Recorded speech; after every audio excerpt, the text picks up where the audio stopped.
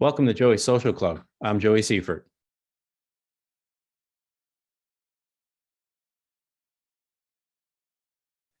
Oh, And on today's show, we are welcoming Luellen Smiley. Luellen, it's very nice to have you on the show.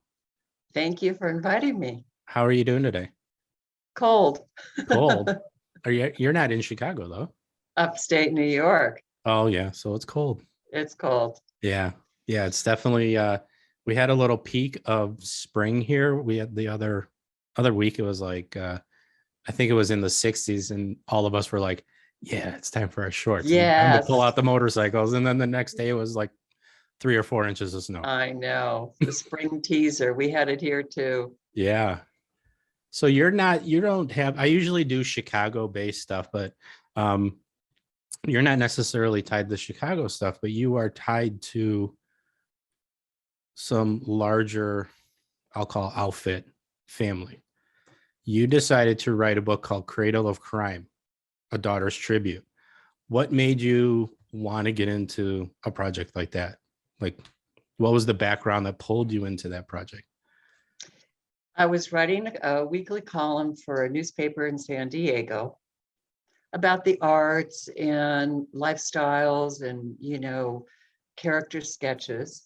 Okay. And I penned this one article about growing up with gangsters, and I sent it to the editor.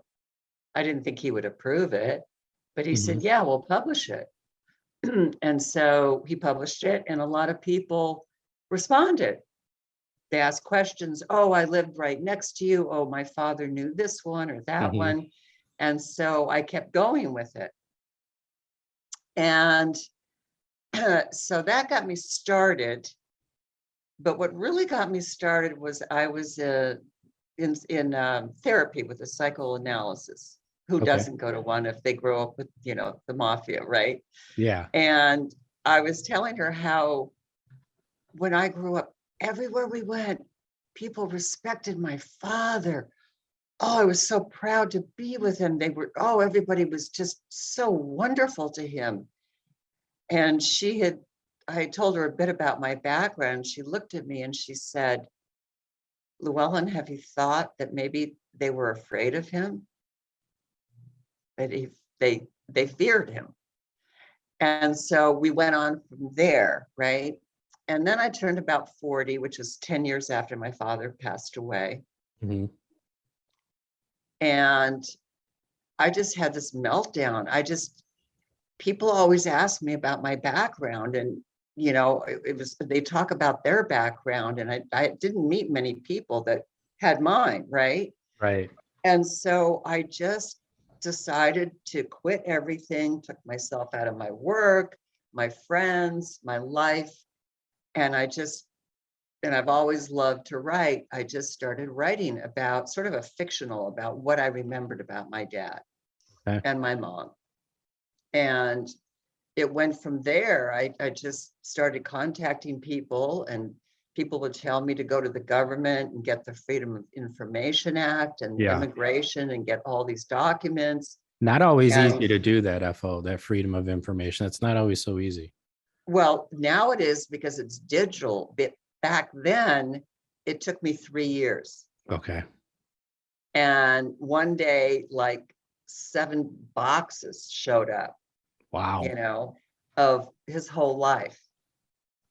And so I went through all of those documents, read everything about his life. Then the INS sent me all kinds of government agencies. And then I started pulling his story together. And that's when I realized I had to start writing the book. But that was like 20 years ago. I wrote the book over and over and over, because there was a shadow behind me, and it was my father. And one of the mantras, and you probably relate to this, don't you ever discuss what is going on in your family. Right. Never speak outside. You never, ever reveal anything to anybody. So that shadow was always there. And I was always feeling like I shouldn't be doing this, but I cracked through it and wrote a novel first. Sent it out to some publishers. That didn't work. They said, write a memoir. The story is really about you. And I said, but my story's boring. My father's the one that has the story. They said, no, people want to know what it was like for you. So before we I get said, too far, who was your father? Explain who your oh, father that would was. help. Yeah. Okay, Before we get too far. Okay, Alan Smiley was an immigrant from Russia who ended up in Winnipeg. At a very young age, he started gambling. Like 10 years old, he was interested in gambling. And also kind of a rebel. So I don't know, he got married very early, not to my mother, another woman, and trying to support her in San Francisco. He robbed a drugstore, went to a reformatory for 2 years. In the reformatory, Cecil B. DeMille showed up to do a film called The Godless Girl. Okay. And it was a story about a girl who falls in love with a boy in a reformatory.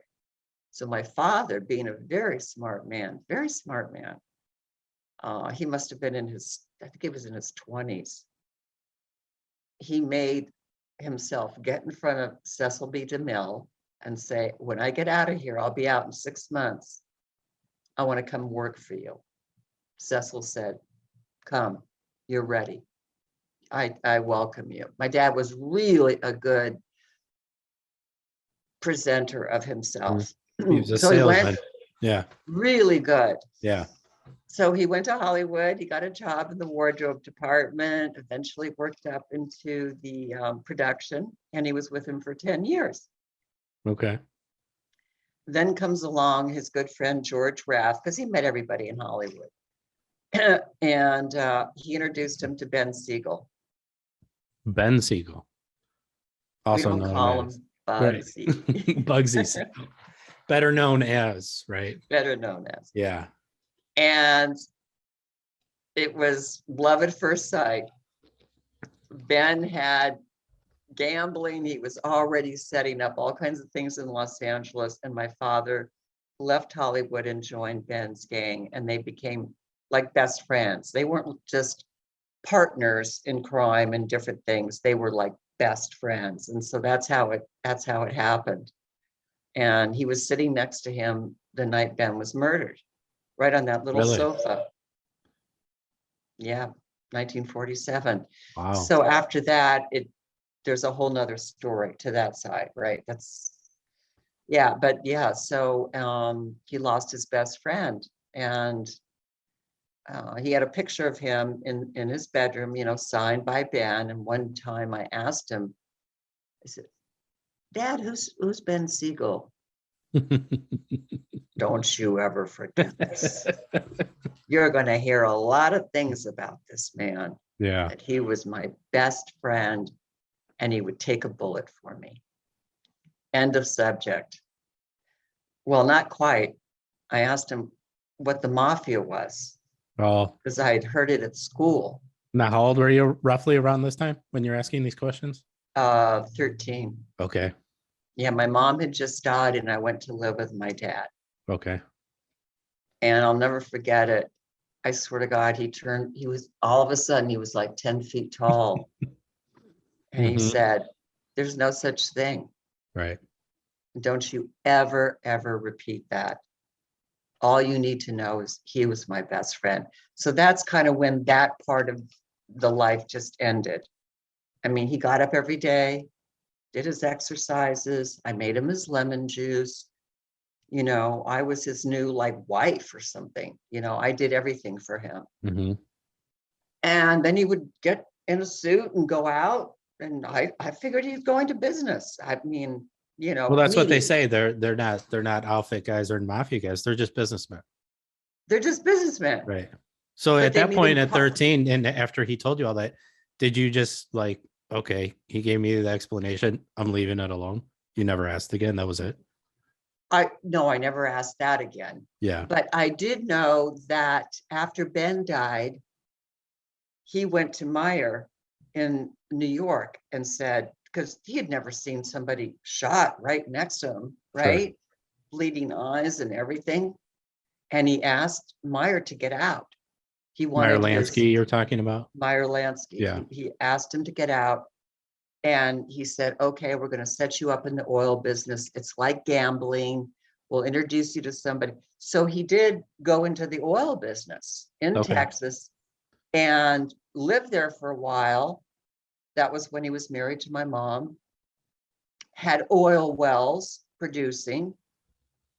And Hoover said, Smiley's coming back to LA and he'll go back in the rackets and then we'll get him. Really? Yeah. I had the handwritten note. So Really? they had to leave Houston and go back to LA. And then that's when, you know, my mother said, you know, you either reform, and my father wanted to marry her and she said, you have to reform. So he tried, but it didn't work out. And It doesn't so, work for them. There is no reform. This is their life. This is all they know. And that's all they can be is businessmen.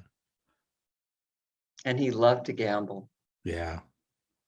I mean, the horse, you know, him and Ben really ran the racetracks. That was the one big thing. Well, the first thing that Ben did, he opened up a nightclub for my dad on Sunset Boulevard, Al Smiley's. Just opened it up, but he forgot to get the liquor license. He didn't forget, but you know, that's what they do. They don't follow rules. Right. And so it was closed in a couple of days. So my dad, everybody asked me, what exactly did he do? I don't know. I think he was just in the gambling end of it. He did get involved in some crazy schemes, but you know, he wasn't, I think there was extortion and they thought he had a part in Gus Greenbaum's death. They had, you know, they tried to nail certain things on him, but it was really the adventure, the gambling, I think. And then he became a partner in Flamingo. And at any time, he was never arrested at any point in time. 12 times. 12 times. And he went to prison, yeah, because how do I make this short? When he left home at 13 in Winnipeg, he went to Detroit, but he didn't apply as a alien, you know, he didn't get citizenship. Mm-hmm. So that's what they got him on. Once they found out where he was from and he never registered, that's why he went to prison for 2 years for false claim of citizenship. Oh, okay. Yeah. A little different nowadays. Yeah. So you said he was they made him part of the Flamingo? Yeah, he invested in the Flamingo. He was heavily involved in that. Because he had so many ties to entertainment with Cecil B. DeMille, Sure. he knew all the movie stars and entertainers. And I think he did a lot of that along with George Raft. And so we would go to Vegas, you know, this is after, you know, way after Ben. Mm-hmm. And I'd meet all my uncles that I didn't know I had so many uncles. Uncle We Joey. always have a bunch of uncles. It's Uncle Right? Tony and Uncle Johnny and Uncle Joey. All these uncles, and it was a very privileged, protected childhood. I mean, I went through a grooming school. I call it a grooming school of Alan Smiley, because he had to teach me, you know, where my mother left off at 13. You don't know too much. So Right. he had to groom me for the world. And it was harsh, let me tell you. And I'm sure his grooming for the world was different than what your mom's grooming for the world would have been. Not even on the same planet. Right. Completely different. And even when I went to see my girlfriends and stay at their homes, you know, we had these overnight parties. Mm-hmm. The homes were run so differently, you know, than when I came home. It was an interrogation. Where have you been? Who did you meet? Yep. And he always knew if I was lying. He was incredibly perceptive. He could see right through people. Yeah. I don't know if in your experience, all of the people I've met associated with him, of course, they're all men that I met. I've never met more charismatic, powerful, free. They just did what they wanted to do. Yeah. Yeah. You know, and that makes an impression on a young girl. Absolutely. Yeah. So my family, you know, we were tied more into the 70s, which was more of the heyday of the outfit here in Chicago. But Yeah, I mean, they could literally do, like you said, they could do anything. They can make people disappear, anything. And it was that is impressionable and that is powerful. And more for my brother was much older than myself. But even as I grew up and then we started, discussing like we're gonna look into who was responsible for the murder and all of that stuff. And it's Terrible. easy once you start meeting the people and you see the draw, the draw from the other sex. There's power. You get pulled over at 2:30 in the morning and you call one of your friends and the policeman's like, have a nice night. Make sure Exactly. you Let's go have a and cup of coffee. right. Yeah. Or yeah, exactly. Or hey, I'll take you out for breakfast. Or there is that draw. Yeah. Yeah. I mean, I can see why, especially in those times, why so many men got into it. It was a tribe. They weren't accepted elsewhere. They didn't. Mhm, I mean, my dad dropped out of school at, I think, the 8th grade. mhm. Most of them didn't have college degrees that I know of. And they, the way Millicent Siegel, the daughter of Ben, the way her husband, they were divorced, but I loved her husband, Jack Rosen. His father was involved in some way, I can't remember, but I asked Joe, I go, well, Jack, what was it really about? And he says, they ran the country. Mhm. They bought all the judges, they bought the Yeah. politicians, they had money.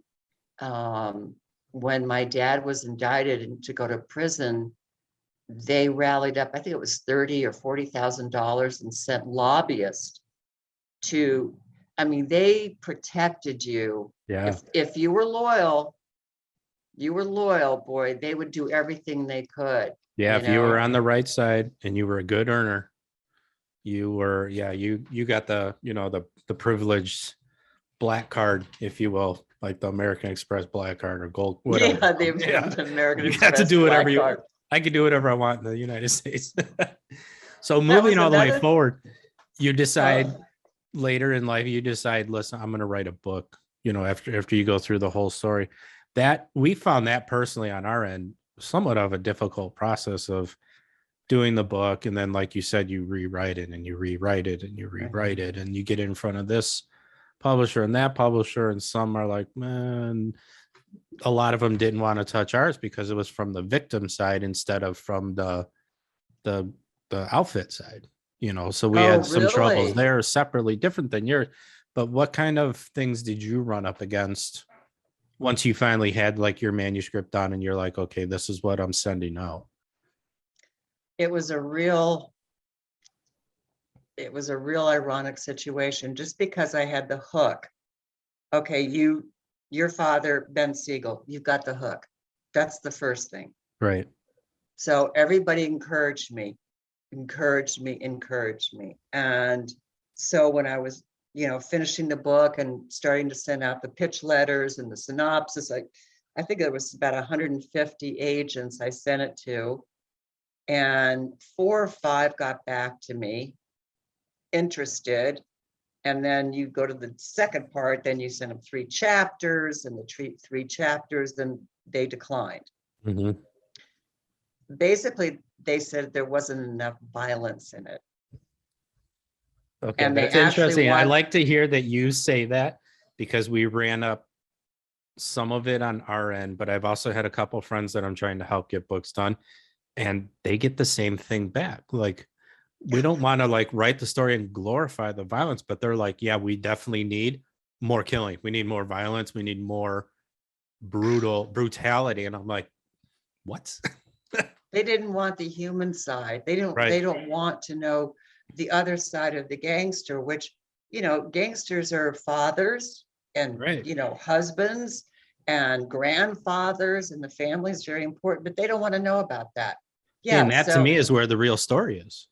I know, but I guess we must be naive or something, because, these agents that were, trying to get me to, one agent actually signed me on. He promised me a $250,000 upfront, and I started working with his editor. And that's when they came back and he said, make it up. Said, sorry, No, no. that's not good.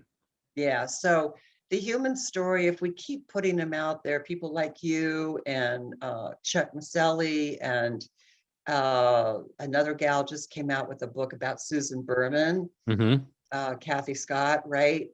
I think that's the most fascinating, but I don't know. I didn't know humanity just wanted to know about, don't they have enough violence on the TV? Yeah, I mean, you have plenty of it for me, and I guess it's because I come from a different side of the whole thing. But I look at, so like Joe Lombardo, Tony Accardo, Joe Iupa, I mean, all of the bigger guys, they weren't just out there hustling and killing or doing whatever they were doing. Like you said, they have a family side, and they were completely different people in that Completely. family side. And that to me is the interesting thing, to go from I'm happy-go-lucky Joe and I'm playing with the kids and I'm handing out, I'm this guy's uncle and that guy and handing them fives and tens, and then I have to go in the other room because I have to take a phone call and I have to give an order to kill somebody. That dynamic to me is the interesting part of the story, how you can go from one side and just snap and go to the other and then go right back. I totally agree. It's just business, like you're throwing away something. I totally agree. Yeah. You know who my favorite Chicago man was Johnny Roselli. Oh, sure. Him and after Ben died, he became my father's protector. They were together all the time. And Johnny, I think I described it in the book. It was like he had an electrical wire that went through his body, and it, I mean, you'd walk into a restaurant, because we went out a lot. My dad always wanted me to come with him. I don't know why. Maybe they thought they wouldn't get hurt or something if I was there. They won't. Yeah, it won't kill you if you got a child with you. And the whole room would turn around and look. He had such, and he was so good to me. He would, if my father was scolding me for something, I was always asking the wrong questions. And my father would start screaming at me, and Johnny would say, lower her down. She's just a little girl. Lower it down. He was really, and even, when I started reading about him, I was shocked. I mean, his story is one night he had a bit too much to drink. This happened in the later years, and my father was in the restaurant and we were sitting in the car together, and he told me the story when he was sent to Cuba to kill Castro. He actually told me the story. We were in the little dinghy and he went through this whole scenario. And so I'm listening and he's laughing because now to him it's funny. So later that night, after we dropped him off, because he didn't drive, he wouldn't drive, my dad and I went inside and I said, Daddy, Johnny told me the most incredible story. My father looked at me. No, he didn't. I said, no, he did. He told me the story. You're not listening. Right. He didn't tell you anything. So you have to learn the codes and the behavior and what to ask and what not to ask. And, it's just a different, I call it a tribe, Well, it is. Everything's completely different because you don't ask questions, but if they offer up information, you can sit and listen, Yeah. but you don't go around asking. Right. Yeah. And you never repeat it. Never. So, and you're going through your book and all these stories and all these people you've come across. Who's maybe one or two of the people that once you found out the other side of them, I guess, really shocked you the most? Like, oh, he was he was the greatest guy to me and blah, blah, blah. And then you find out the other side and you're like, oh my God, I had no idea. Or I would say Johnny Roselli. And when I met Meyer, I knew quite a bit about Meyer when I met Meyer. So, and he was just incredible person to me. He's another one that had that radiating power. Hmm. The other one was this guy named Chuck Delmonico, Okay. and he was Johnny Marshall's friend, Marshall Caifano. Marshall Cafano, sure. Yeah. Not a So, nice and person. Chuck was a wild, younger than my dad. And he'd come out and visit my dad, and we go out together. And he wasn't afraid of my dad. He would constantly, tease him and josh him. And my father was always, so there was always this big dynamic going on with him. And I really, I found him very entertaining. He was very entertaining. Doc Stature. Ooh, that was a piece of work. Do you know Doc Stature I from the don't. Jewish mob? No. Well, he started, that lineup where they have from the 1930s, they have Ben Siegel and all the Jewish gangsters. Doc was one of the enforcers in New Jersey, came from New Jersey. Okay. And he did very well. I think he bought Rheingold, the distillery. He was just transporting the liquor back and forth, right? Okay. From Canada into New Jersey and so forth. And this man was another one that was a character. He didn't talk, and he didn't listen. I mean, to us girls. And he had a daughter, and I was very good friends with her, so I was around him a lot. Hmm. And he was, I think, one of the major owners of the Sands. Oh, okay. In Vegas. Sure. And so we were around him, and his wife, Miriam, was best friends with my mom. My mother wasn't allowed to have friends outside of my father's world Hmm. unless they were vetted by my dad. Sure. She had 2 model friends from her modeling days, but she literally wasn't. And when I was in high school, guess how many dates I had? One. One. That was it. Only one boy had the courage to come and meet dad. So it was that close. Yeah. And my father, if I had a new friend, had to meet her Yeah. or him, Yep. and he had to meet the parents. Right. You have to know. Like I had that with my daughter. It was during but I was always like that with my kids. I was always, extra cautious about their friends or where they went and who they were hanging out with. And this was more That's good. during the trial time and everything. And, my daughter would be like, oh, I'm going to go to this house or that house to sleep over. And I'd be like, no, you're not. And, I didn't want to fully explain why. I was just like, listen, one day you'll understand, but right now you can't do that.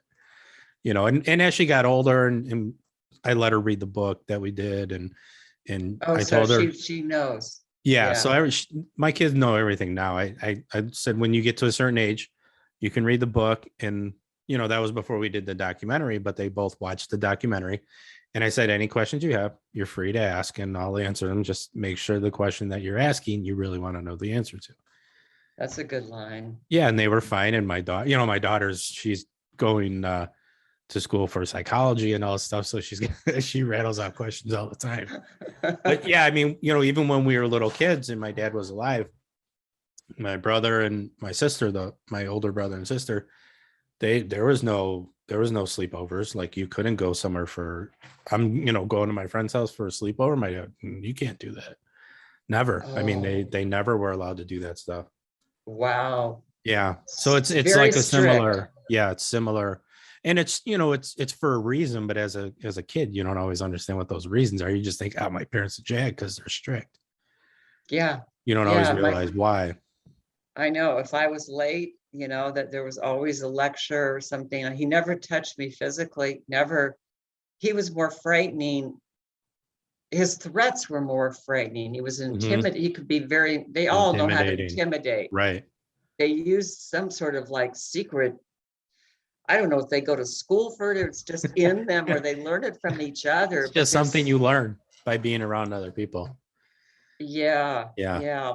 Yeah. That's, my friend's parents, because my dad was in the paper quite a bit in the 60s because he was doing a lot of different crazy things at that time with this Chuck Delmonico and Nick DeGreek and Marshall Caifano and Dominique something or other, got into a whole bunch of silly things. Yeah. And so my friend's parents read about him in the newspaper.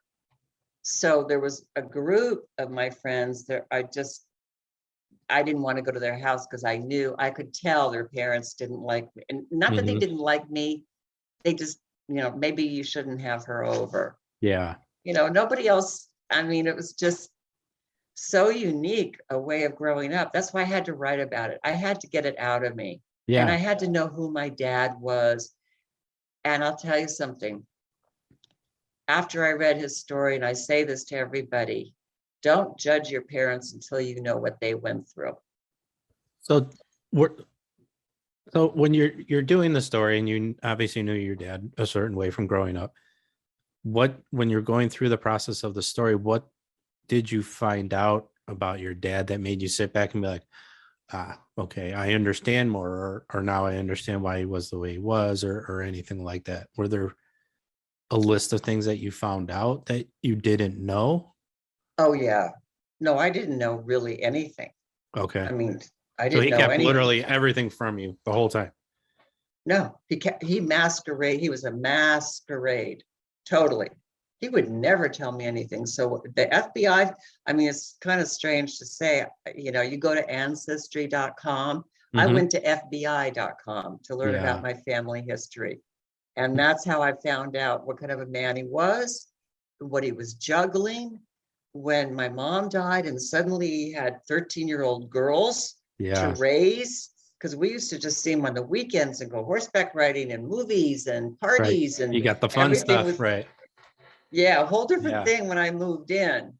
Now he has to hide the dice and the phone calls and the bid, and everything became very, very secretive. And Sure. yeah, I turned 40 and I don't know, I just had a complete meltdown and I just said, I have to find out about this man. And I loved him more and understood him because I realized he was juggling his organized crime Mhm. partners, the enemies that probably still wanted him dead because they thought he might reveal who killed Ben. Yeah. The FBI was always on our tail. He was always with the binoculars, going to the curtains and telling me to go down and see who was in front. I mean, Yeah. really funny stories. And so, I just realized I lived in this like fantasy world. I had to find out. And when I found out he was juggling all those things and still trying to be a father, Mhm. I said, good for you. So it But changed you shouldn't have yelled at me so much. your opinion, but it didn't change it for the worse. It gave you a No, broader understanding of. no, it didn't. It didn't. Interesting. People, at first, I was shocked, 12 arrests for all, the way they write it, suspected murder, suspected this, Right. suspected this. And I can't remember exactly what shocked me the most. It's probably this wild, it's in the book, this wild story where Nick the Greek apparently got ripped off by Ray Ryan, who was a big heavyweight in Vegas. And in a game that lasted like they played for 5 days. Mhm. And Nick got ripped off for $35,000. So he went to my dad and he says, I want my money. So my dad pulled together Chuck Delmonico and who was the other? I think it was Marshall Caifano.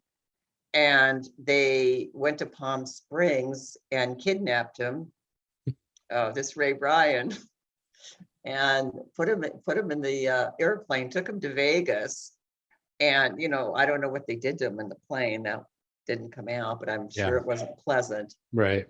And Ray got away. Somehow he ran to the hotel and ran to the FBI. So they were caught. Okay. My father didn't go to prison, and Nick the Greek didn't go to prison, but Chuck and Marshall, I think they served time for that. Crazy escapades, Yeah. but nothing about murder. There was a famous story on Sunset Boulevard. It was just a funny story. He was at a party and Tommy Dorsey lived right next door at the Sunset Plaza. And he was having a big party, and Tommy came over and said, what was the guy's name? Jim Hall. He played Tarzan in the early movie. Mm-hmm. It was Jim Hall. He says, he's flirting with my wife, Smiley. He's flirting with my wife.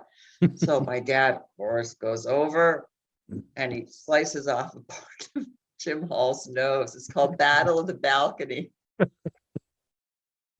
I mean, his life in crime was really, he loved the horses. He knew all the jockeys. He knew all of the owners, and he was really good. He made like probably millions because they knew before the race ended who was going to win.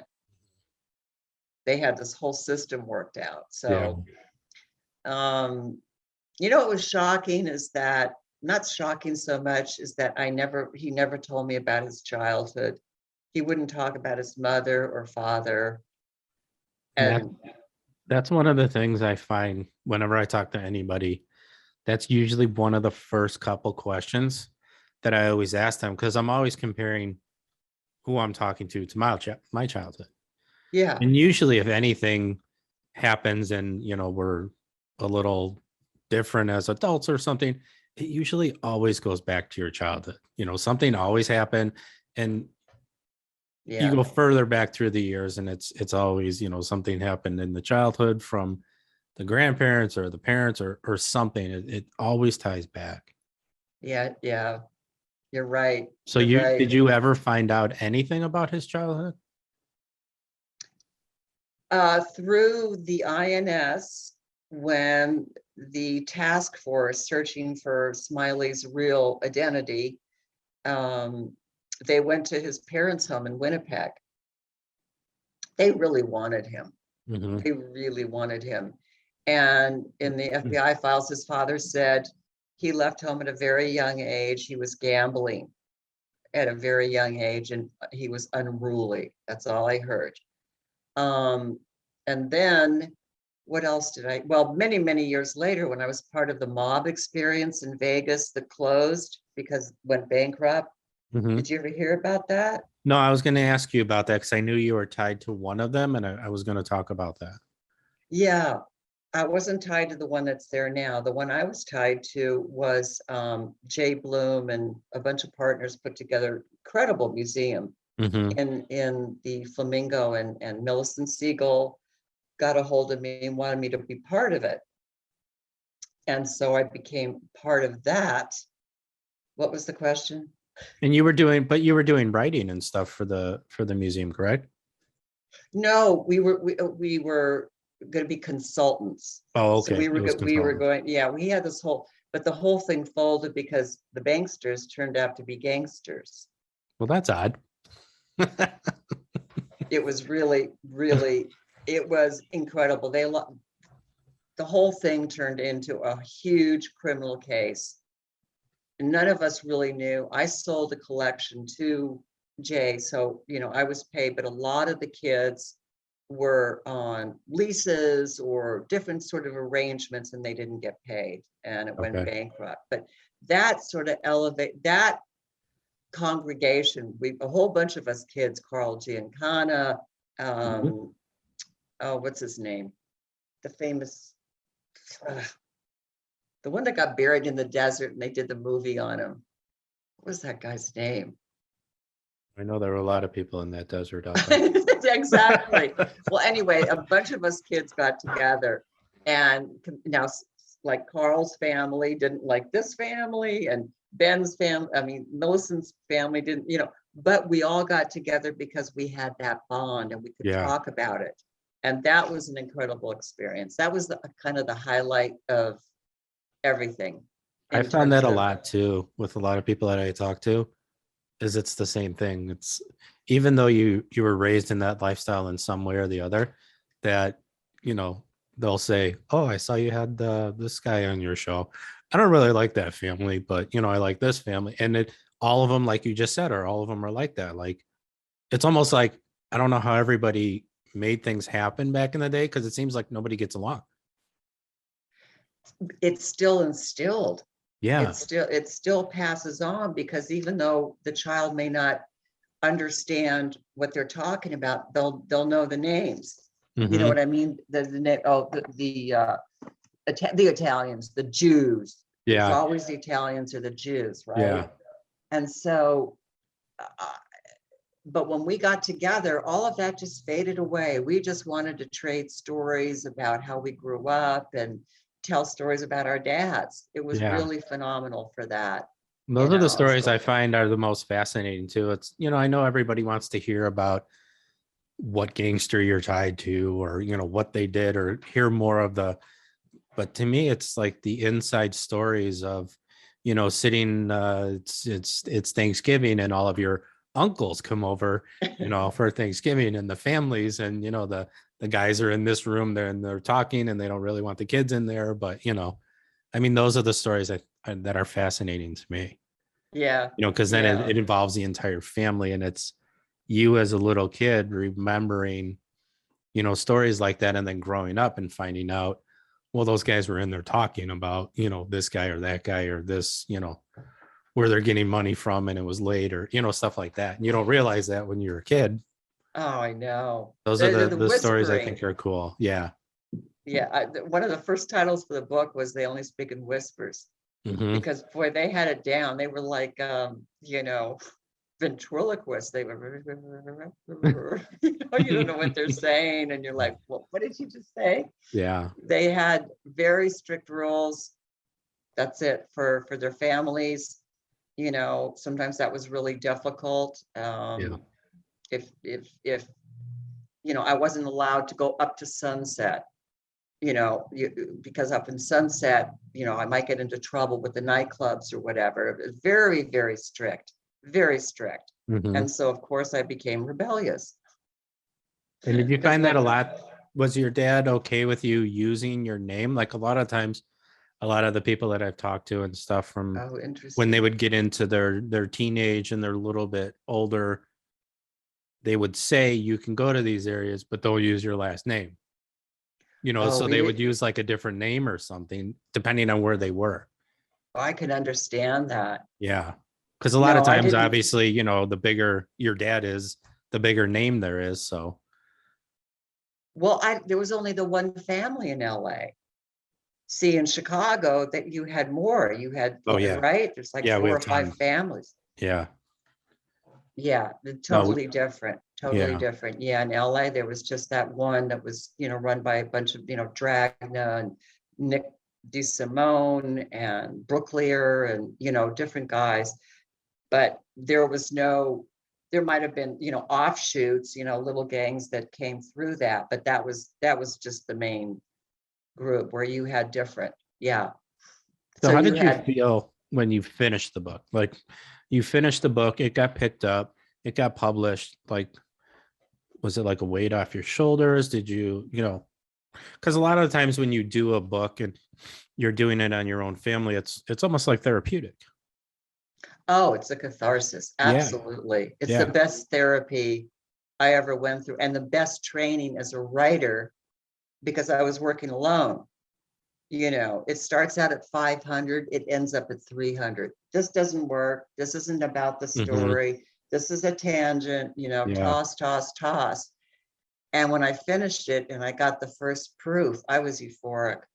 I was absolutely euphoric because I couldn't believe that I did it, and I never read it like afterwards. I just couldn't read it afterwards. And then when, it got published and, I start getting, the sales things start picking up, Hmm. that first year it was good. It was good reviews and everything. And then the weird thing that happened, I don't know if it happened to you, I missed it. I didn't have another book to write right away. And I really missed writing the book.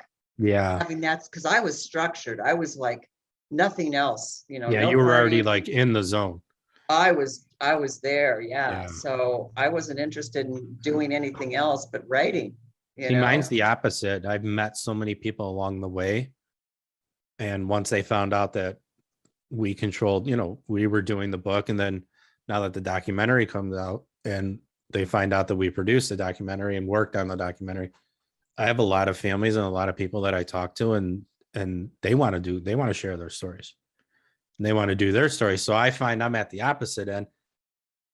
I don't have enough writers to help write the stories that I have because Stories I that have are so many, you know. really, are these Yeah, all Chicago people that want to write? all Chicago. They're all Chicago stories. And my biggest thing, so I started the podcast and I bring on people that to try to bring awareness to some of the stories too and everything. But they're all Chicago, and one story is just they keep going. They're bigger than the next and bigger than the next. And they're bigger people and bigger families, and they have bigger ties, and they have like amazing stories, and they have all of the pictures. And like my mom, when everything was going on, when it started, it was the late 60s, and my mom would cut out every single article she could find every time my dad was in the paper, or people connected to my dad were in the paper. She'd keep all those articles.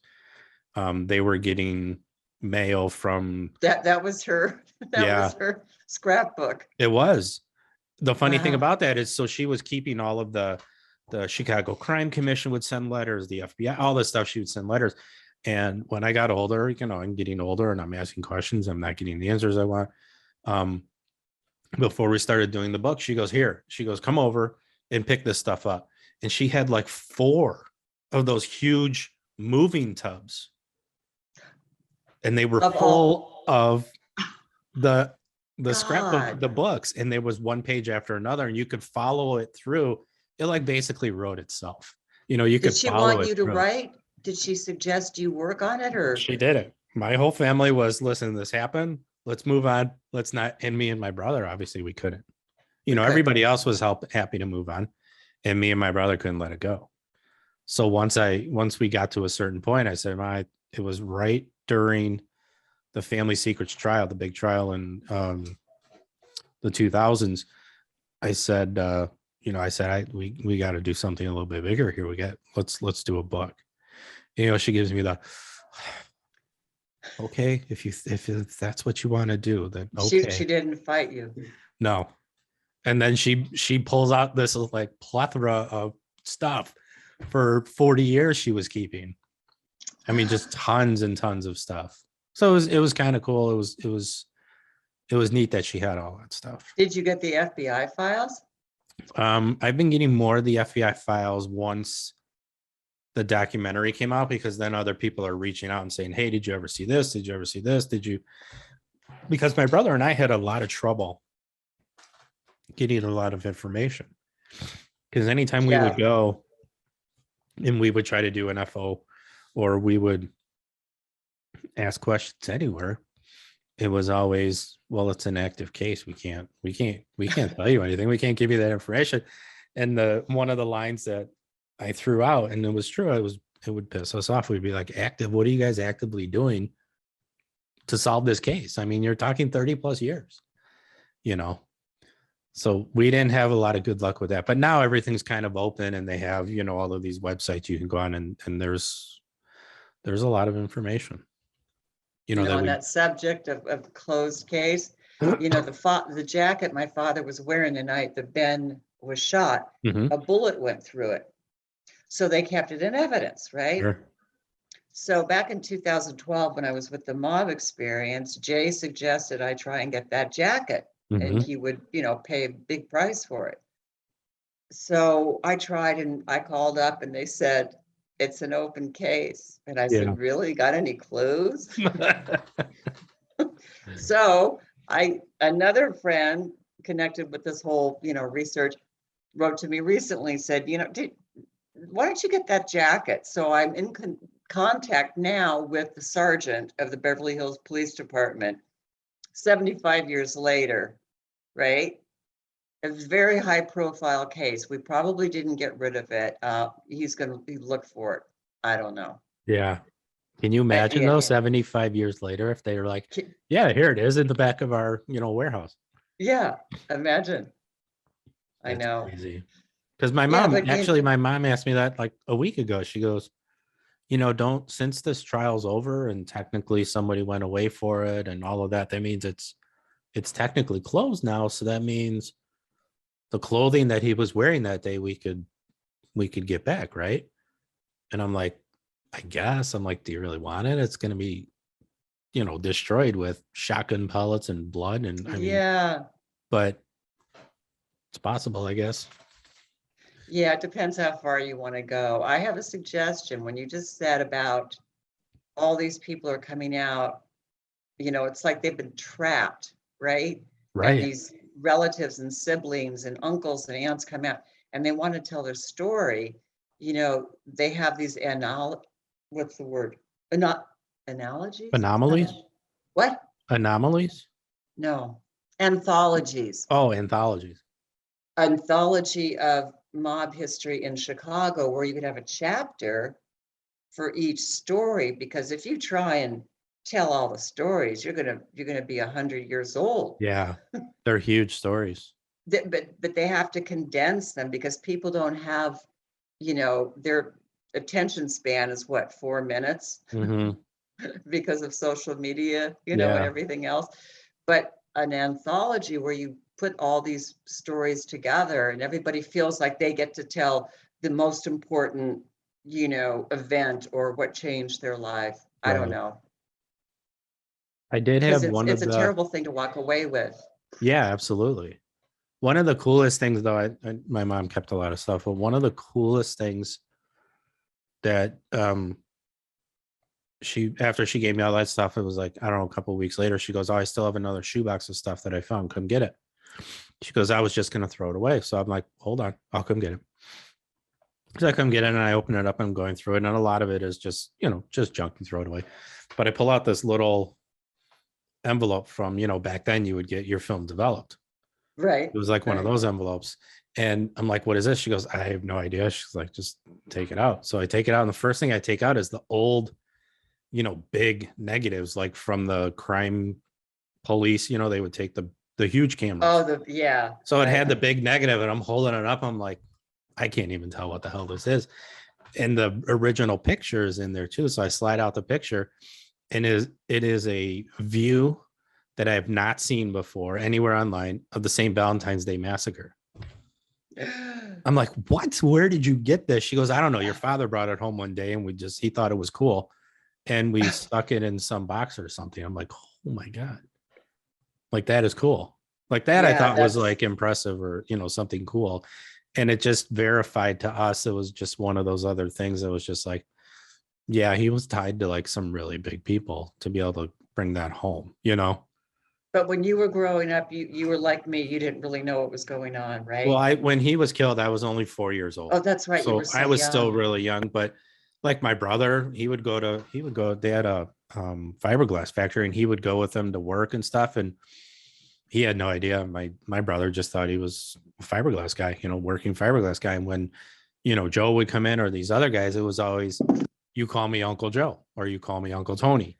Here's $5, here's $10, go do something." And that's how they were. They always had the nice suits and they were smile and happy and smoking a cigar and I so know. yeah. They really, their persona in public when they're around people that weren't inside, right? The outfit or whichever, family it was, they were charismatic, weren't Oh, they? very, yeah.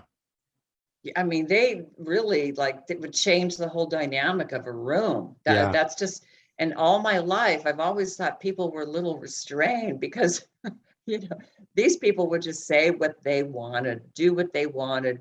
They wouldn't wait in line. When the Space Needle opened in Seattle, Hmm. my father takes us up there, right? It just opened and the line went literally like around the block. Dad walks right up to the front, got a little money in the hand. Yep. We went right in. Yeah. So those that was always like that. I went to see the Beatles, like third row, I Oh, mean, he had that power that he could make miracles for a little girl. yeah. So, They had that in I'm not Chicago, sorry. our we call him Uncle Joe, but Joe Lombardo, he would take like my brother remembers him taking to Ringling Brothers, Barnum and Bailey. The Yes. circus was in town. And he says it's pouring rain out. And there's a line down, it's as long as you can see. And my brother says he pulls the car right up front. Joe pulls the car right up front. They get out. He leaves it running. It's just sitting there. And they walk right inside. No tickets, nothing. They walk right inside. And he tells my brother, he says, Nikki, pick where you want to sit. My brother's like, I want to sit in the front. Okay, go sit. Let's go. And they would just walk in and sit down. I know. Because they knew literally everybody. Everybody. Yeah. I mean, people talk about being spoiled. Yeah. This is a different kind of, Yeah, you're like royalty. You're royalty. Yeah. You're royalty. And it's a big shock when, as a woman going to look for, a partner when I was like 18 or 19, it was like, this is a different group of people, the hippies, right? Right. They want to be poor. They don't want to do anything. Right. I was being groomed for, he wanted me to be a doctor, lawyer, an ambassador, or something like that. And yeah, because that's the other thing. A majority, now not in all families, but in a majority of families, the father, they don't want you involved in any, they want you to go on and do something else. They don't want you involved. And even as a son, they don't want you, you're going to go do other things. Now, there are a couple of families where that was different, but in majority the of the days, time, in the early days, yeah, they the didn't want. mustache Pete's and stuff. I think they put their kids into it, but not in your generation, I don't think. In my generation, there was in Chicago, there was a couple families. The one of the larger ones was the Calabrese family.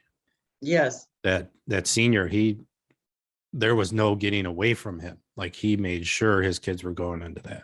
Yeah, I still get alerts because I've got all the mafia alert things, and there was just a bunch of guys that just got put in prison. I don't know which family that they caught, but there's still an operation of it at some extent. It's not. Yeah, there is. It's a lot smaller here in Chicago, but they're still there. Just different neighborhoods. But it's nothing the way it used to be. I mean, not even close. Yeah. It's literally at its like tail end. Yeah. Yeah. The power's gone. Yeah, pretty much. So is your book still available on Amazon, right? It's on Kindle and paperback. It's on Amazon. Yeah. It's on Barnes and Noble. I keep getting people after 4 years are picking it up in different bookstores. It's in Walmart, so yeah, it's really easy. Yeah. To go to Amazon is the best place. And then you can see other distributors. You get it for a few dollars less, and it's free on Kindle. And I'm working on a second book, has really nothing to do with the subject of the first book, but had a very strange situation that erupted right after I published it. So I'm writing that book right now. Great. Yeah. Once that's more, once you can talk about it and it comes out, maybe I can get you back on the show to discuss it. Love to do it. That would be great. That would be great. Love to do it. Listen, thank you so much for coming on. I really appreciate it. And I look forward to having you on again. It was good talking to you, Betty. Thanks. You're family, right? We're family. That's right. We are family. We're all connected in that way. That's right. True. All right. Thank you for having me, and keep in touch. Absolutely. This has been another episode of Joey's Social Club. Come back next week for more hard-hitting stories from the Chicago underworld.